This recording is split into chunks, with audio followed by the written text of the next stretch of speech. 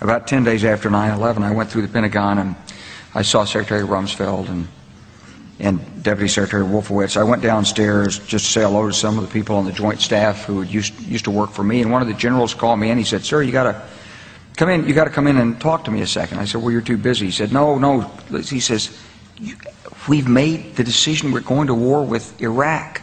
This was on or about the 20th of September. I said, "We're going to war with Iraq. Why?" He said, "I don't know."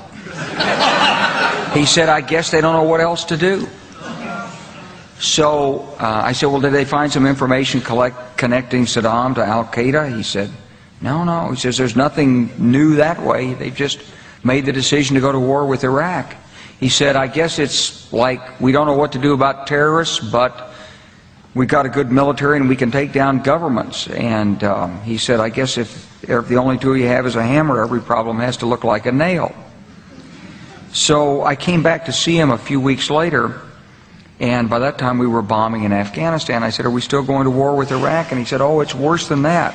He said, he reached over on his desk, he picked up a piece of paper, and he said, I just got this down from upstairs," meaning the Secretary of Defense's office today, and he said, "This is a memo that describes how we're going to take out 7 countries in 5 years, starting with Iraq and then Syria, Lebanon, Libya, Somalia, Sudan, and finishing off Iran." The truth is about the Middle East is, had there been no oil there, it would be like Africa. Nobody is threatening to intervene in Africa. The problem is the opposite. We keep asking for people to intervene and stop it. And there's no question that the presence of petroleum throughout the region has sparked great power involvement.